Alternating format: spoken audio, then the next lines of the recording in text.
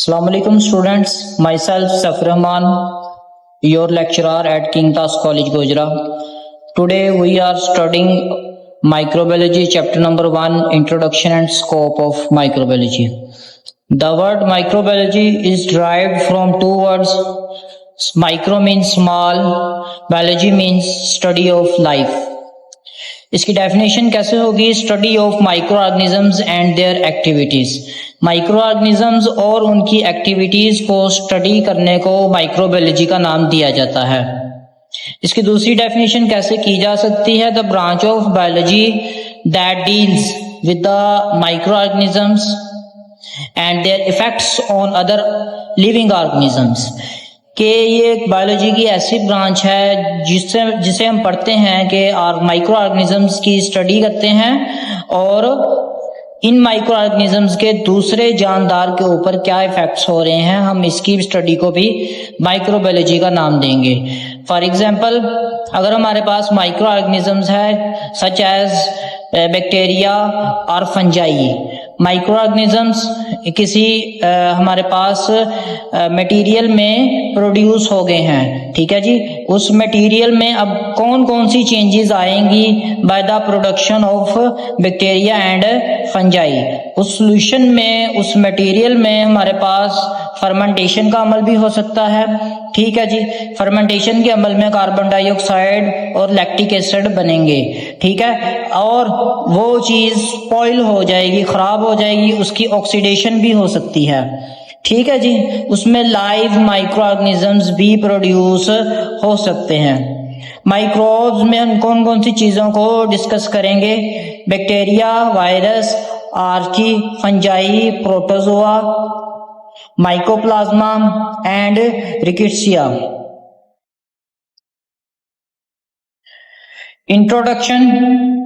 Introduction में हम discuss करेंगे इसकी इम्पोर्टेंस को।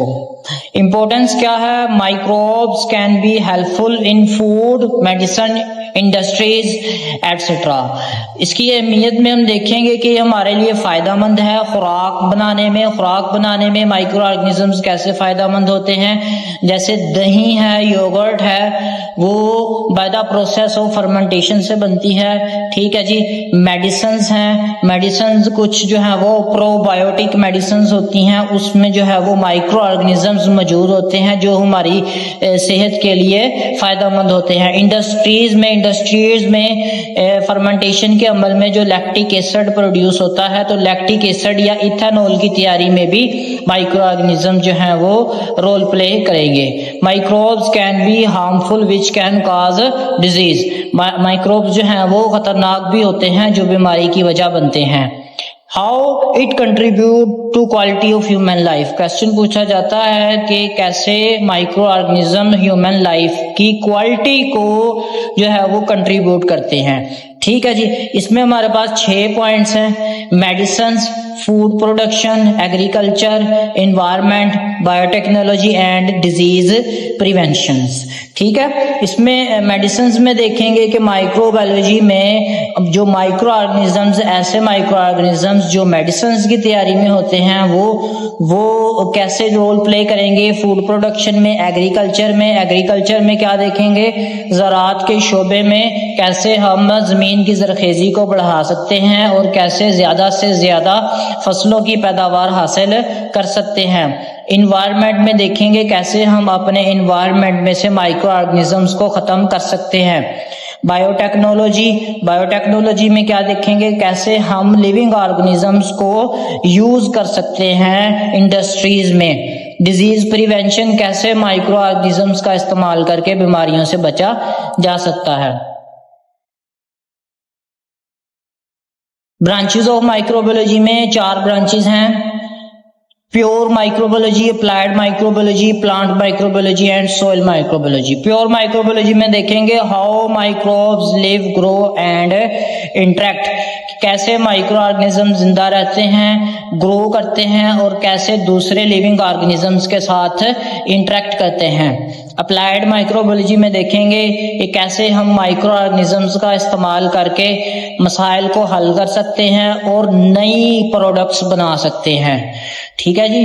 प्लांट माइक्रोबायोलॉजी में हम डिस्कस करेंगे अंडरस्टैंड प्लांट्स डिजीजेस, पौधों की बीमारियां, एंड इम्प्रूव प्लांट ग्रोथ। कैसे हम पौधों की बीमारियों को डिस्कस करेंगे, कैसे वो उनकी बीमारियां दूर की जा सकती हैं और कैसे उनकी नशोनुमा बढ़ाई जा सकती है।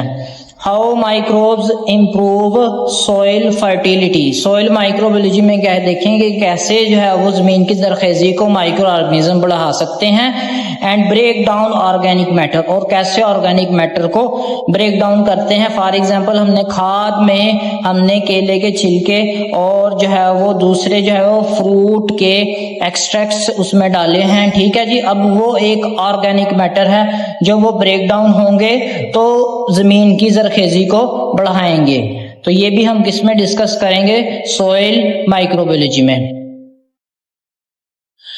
हिस्टोरिकल इंट्रोडक्शन है, early history of microbiology. Aristotle 384 to 322, इसने नॉन लिविंग मटेरियल्स को स्टडी किया। इन 13th सेंचुरी रोगन बैकन, इसने कहा कि माइन्यूट सीड्स आर जर्म, कि अगर हमारे पास एक बीज के दाने के बराबर भी कोई चीज हो उसमें भी माइक्रो ऑर्गेनिजम्स पाए जा सकते हैं। फिर बाद में फंजाई को स्टडी किया। In the 16th-17th century Dutch merchant clearly observe microscopic organisms, ठीक है ना। इसने वो माइक्रो ऑर्गेनिजम्स को बड़ी क्लियरली ऑब्जर्व किया, विच ही कॉल्ड एनिमाक्यूल्स, जिनको इसने एनिमाक्यूल्स का नाम दिया। Microorganisms were rare and interest in it was very low, ठीक है। फिर बाद में ये एक ऑब्जर्वेशन सामने रखी गई कि माइक्रो ऑर्गेनिजम्स वो बड़े ही रेयर होते हैं और उनमें जो इंटरेस्ट लेने वाले लोग हैं वो भी बहुत ही कम हैं। बाद में ट्रांजिशन इरा है। ट्रांजिशन इरा है जी कन्वर्ट, ट्रांजिशन कहते हैं किसी एक चीज का दूसरी चीज में कन्वर्ट होना। ट्रांजिशन इरा में in the early 17th century theory of spontaneous generation was introduced. Spontaneous generation की थ्योरी क्या है, micro organisms arise from lifeless matter such as beef broth. Spontaneous कहते हैं वो अमल जो खुद ब खुद होता है। स्पॉन्टेनियस जनरेशन क्या होगी, ऐसा अमल जो खुद ब खुद होगा जिसमें खुद ब खुद माइक्रो ऑर्गेनिज्म वो प्रोड्यूस होते जाएंगे। माइक्रो ऑर्गेनिज्म की प्रोडक्शन के लिए हमें बाहर से कोई ना कोई वो स्टिमुलस ऐड करना नहीं पड़ेगा, ठीक है जी। माइक्रो ऑर्गेनिज्म अराइज होंगे फ्रॉम लाइफलेस मैटर, यानी कि ऐसी चीज जिसमें जिंदगी बाकी नहीं है, सच एज बीफ ब्रॉथ, जैसे हमारे पास शोरवा है, कोई भी ऑर्गेनिक मैटर है। इफ मीट, बाद में ये ऑब्जर्वेशन सामने रखी गई, if meat is covered so flies can not reach it, कि अगर हमारे पास वो मीट गोश्त ऐसे रखा जाए, कवर कर दिया जाए उसको किसी चीज से, तो मक्खियां वो उस तक नहीं पहुंच सकेंगी। लिज़ारो स्प्लेंजनी 1729 टू 1799, इसने ये हमारे पास ऑब्जर्वेशन सामने रखी। इसने स्टडी किया कि boiled broth would not give rise to microscopic forms of life, कि अगर ब्रोथ को बॉइल्ड कर दिया जाए उसमें वो माइक्रोस्कोपिक फॉर्म्स नहीं बनेगी, वो माइक्रोस्कोपिक फॉर्म्स को डिस्ट्रॉय कर देगी। हीट वो ब्रोथ की फॉर्म को डिस्ट्रॉय कर देगी, वो ग्रोथ नहीं होंगी।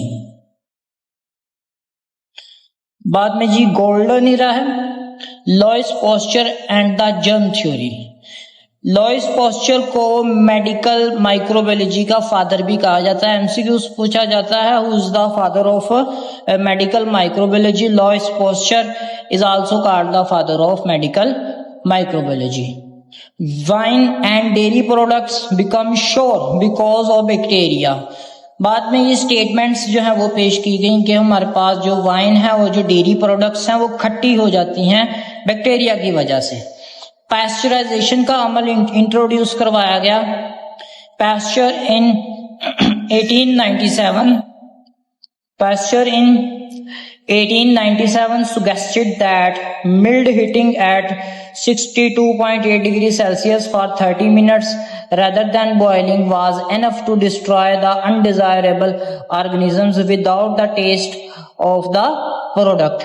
यानी कि वो कह रहे हैं कि अगर हम किसी चीज को ब्रॉथ को 62.8 डिग्री सेल्सियस पे हीट करें 30 मिनट्स के लिए, बजाय इसके कि हम उसको उबालें, तो ये एनफ होगा कि उसके अंदर से जो हम अनडिजायरेबल ऑर्गेनिजम्स को ख़त्म करते हैं, ठीक है ना, और ये इसके टेस्ट को भी चीज़ ख़त्म नहीं करेगी। इस अमल को पैस्चराइजेशन का नाम दिया गया कि बगैर किसी चीज़ के टेस्ट को डिस्ट्रॉय करे उसके अंदर से माइक्रो ऑर्गेनिजम्स को ख़त्म कर देना, ठीक है जी।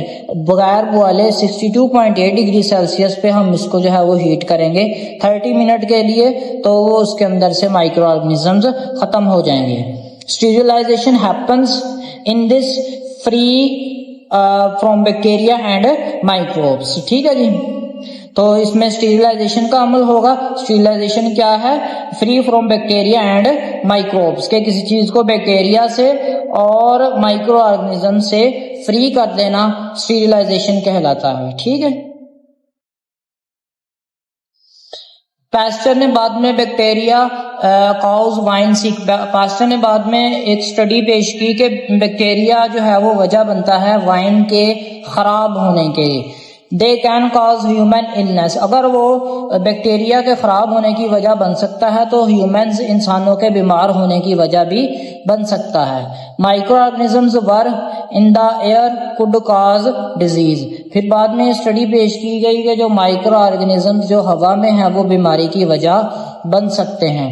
एक एक्सपेरिमेंट किया गया जिसमें एक फ्लास्क रखी गई, फ्लास्क के ऊपर जो है वो एक ट्यूब रखी गई। अब क्या है कि स्टडी ये किया गया, फ्लास्क के अंदर जो ब्रॉथ है उसके अंदर माइक्रो ऑर्गेनिज्म नहीं पाए गए, बल्कि जो ये ट्यूब है, ठीक है, इसके अंदर माइक्रो ऑर्गेनिजम्स पाए गए, ठीक है जी।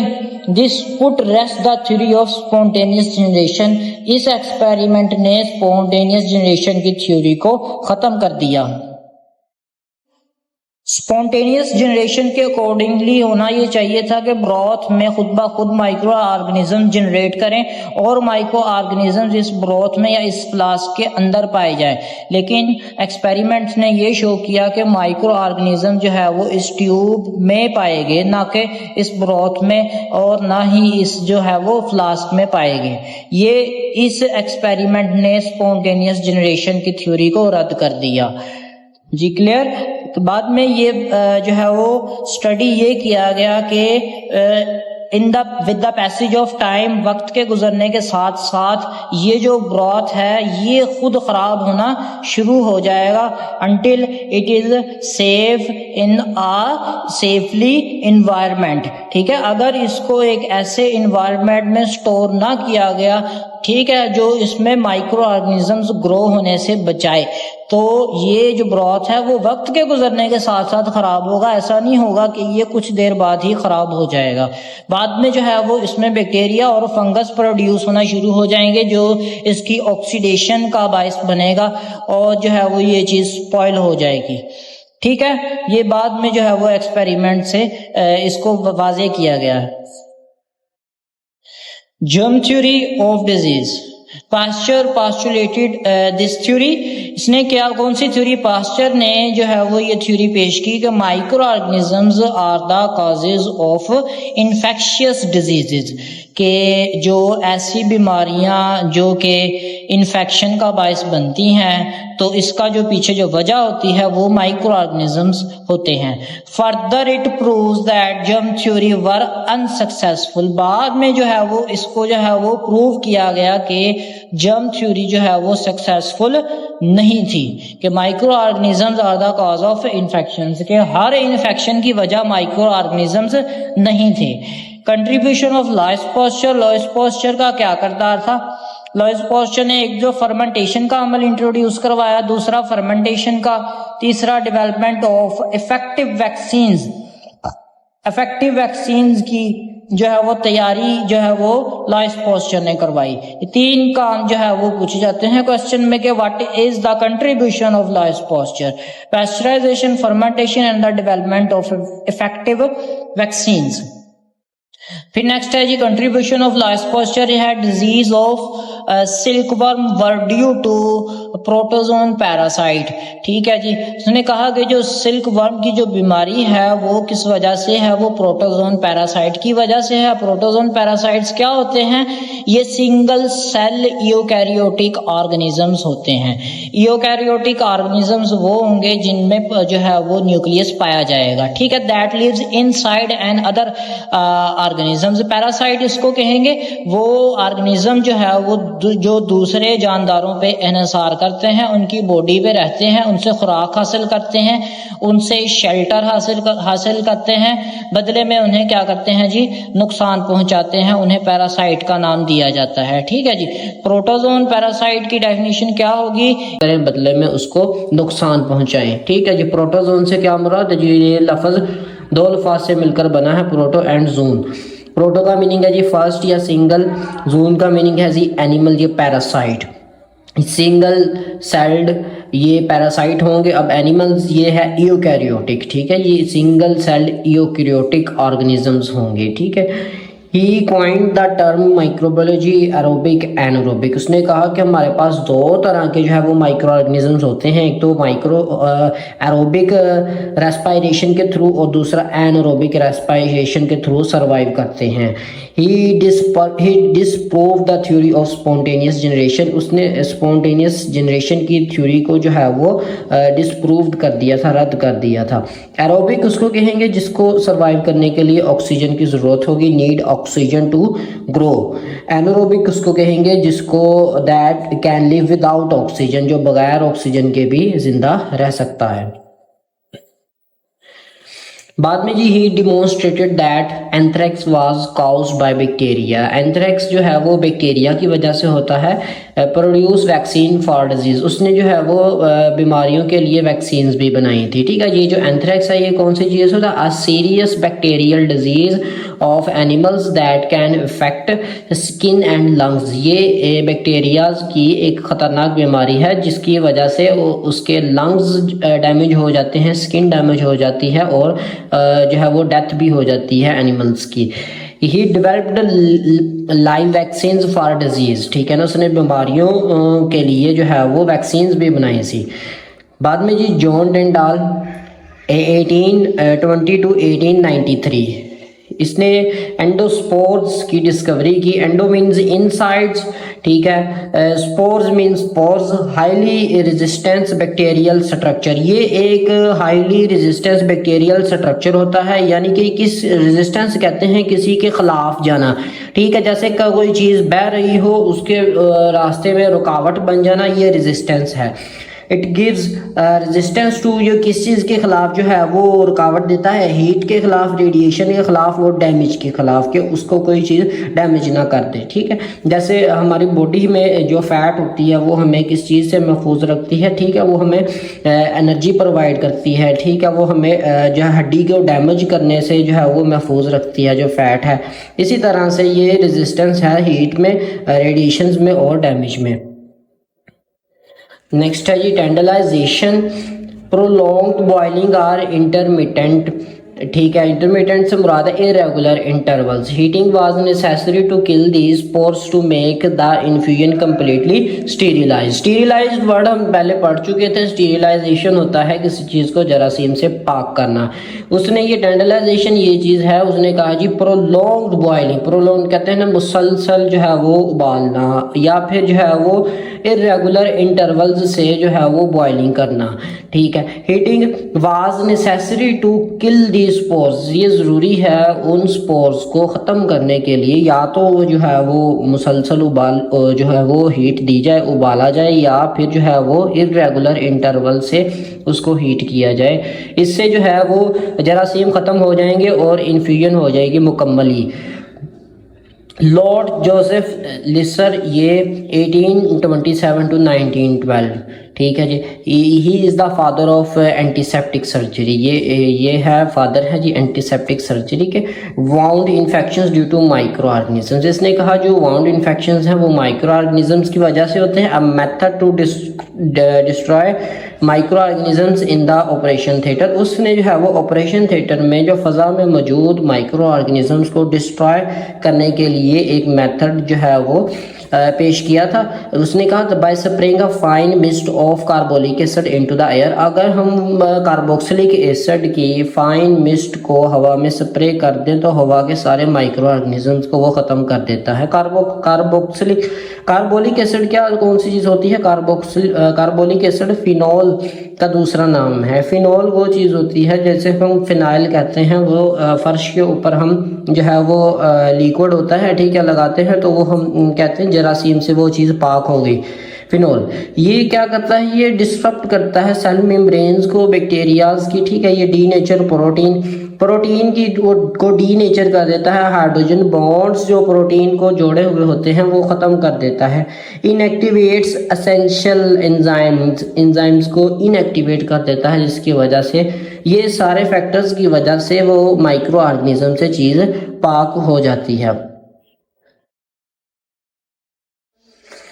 रॉबर्ट कोच 1893 to 1910, ठीक है जी। कोच पोस्टुलेट्स, इसने एक जो है वो एक्सपेरिमेंट किया था। इसने एंथ्रेक्स बैक्टीरिया है, यानी कि ये जो बैसिली बैक्टीरिया है, ये एंथ्रेक्स जो है वो बीमारी का काउज बनता है, तो इसने इसको कल्टीवेट किया, इसने इसको ग्रो किया आइसोलेशन में, अलहदा इस बैक्टीरिया को आइसोलेशन में ग्रो किया।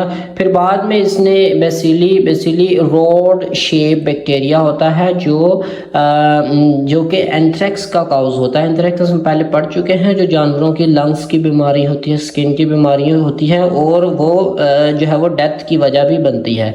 उसने इस बैक्टीरिया को माइस के अंदर जो है वो इंजेक्ट किया। माइस कहते हैं चूहों का ग्रुप जो है वो, माउस, ग्रुप ऑफ माउस, ठीक है। फिर बाद में रिजल्ट ये उसने निकाला कि बेसिली इनवेरिएबली काउज्ड एंथ्रेक्स, ये जो बैक्टीरिया है ये वजह बनता है एंथ्रेक्स की, ठीक है। इनवेरिएबली कहते हैं ऑलवेज, हमेशा, यानी कि जहाँ पे ये बैक्टीरिया होगा वहाँ पे ये बीमारी होगी।